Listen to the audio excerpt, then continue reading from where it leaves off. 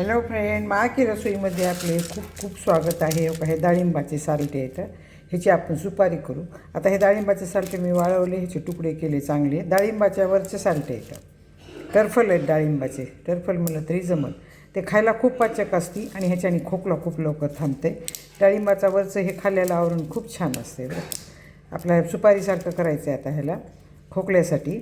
ह्याचं चूर्णसुद्धा तुम्ही खडीसाखर आणि थोडी विलायची आणि हे टाकून चूर्णसुद्धा खोकल्यासाठी करू शकता. ह्याच्याने खोकला लवकर थांबते. आता बघा मी ही ना पाण्यामध्ये कुकरमध्ये टाकणार आहे आणि 3 ते 4 शिट्ट्या घेणार आहे. लोक मी कुकर लावायला आता ह्याच्यामध्ये पाणी टाकते आणि 3-4 शिट्ट्या लावून ह्याला ओवा, बडीशोप, थोडे दळलेले जिरे आणि काळं मीठ लावायचं आणि वरून ह्याला ना थोडं लिंबू टाकायचं आणि वाळायला टाकायचं. आता हे मी शिजवून घेते, ह्याच्यामध्ये काही टाकणार नाही शिजवताना, फक्त मीठ टाकणार आहे. का तर मीठ मधून लागावं लागते ना. डाळिंबाचे टरफलाची सुपारी आहे ही. आता ह्याला मी पाणी टाकून 3 ते 4 शिट्ट्या घेते, वाळले आलेत म्हणून. थोडं मीठ टाकते आणि शिजवून घेते. नंतर त्याच्यानंतर मग थोडे बडीशोप, दळलेली बडीशोप, जिरे, काळी मिरी आणि ओवा लावायचा आणि उन्हात वाळू घालायचे. चांगले वाळले की डब्यात भरून ठेवायचे आणि मुखवास म्हणून खायचं, छान लागतं.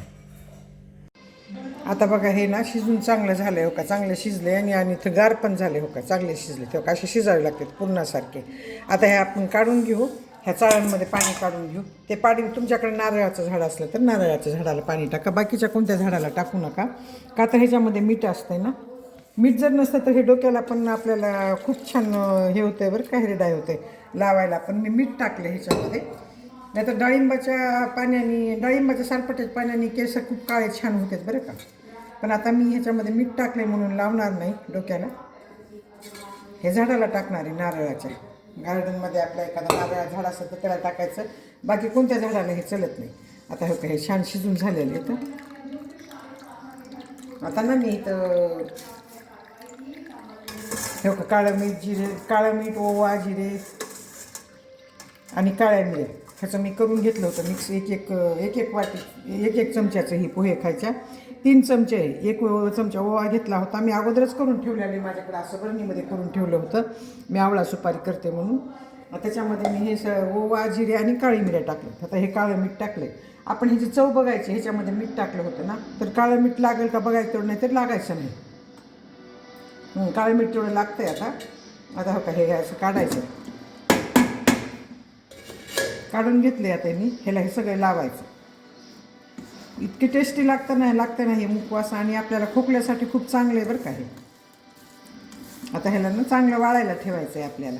वाळल्यानंतर हे मोकळं होतं आहे, मसाला पण ह्याला चांगला चिटकतं आहे.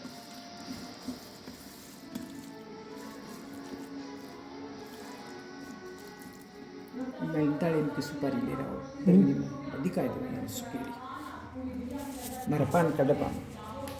आता हे बघा हे सगळं मोकळं करायचं. ह्याच्या मिक्स केलं आहे मीठ वगैरे.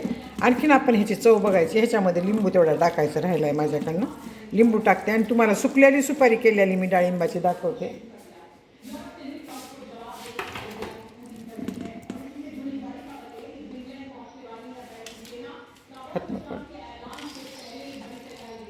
आता हे बघा असे सुकून अशी तयार झालेली सुपारी आहे माझ्याकडे डाळिंबाची. ह्याचे लहान लहान तुकडे करायचे आणि खायचं.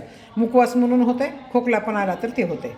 आता ह्याच्यामध्ये ना थोडा लिंबू पिळायचा आहे मला आणि हे वाळायला ठेवायचं आहे. माझी जर ही डाळिंबाची सुपारी तुम्हाला डाळिंबाच्या सालपटापासून, डाळिंबाच्या सालीपासून तयार केलेली डाळिंबाची सुपारी आवडली असेल तर सबस्क्राईब करा, लाईक करा, बेल आयकॉन क्लिक करून कमेंटमध्ये मला सांगा की तुम्हाला माझी ही सुपारी कशी वाटली. ह्याच्यामध्ये थोडा लिंबू पिळायचा राहिला, तेवढाच राहिला. बाकी सगळे मसाले टाकले. अर्धा चमचा काळी मिऱ्या घेतल्या होत्या, 1 चमचे ओवा घेतला होता आणि 1 चमचे जिरे घेतले होते. हे सगळं मिक्स करून ठेवले आणि काळा मीठ टाकले ह्याच्यामध्ये. आता ह्याला लिंबू पिळते आणि वाळायला ठेवते. धन्यवाद.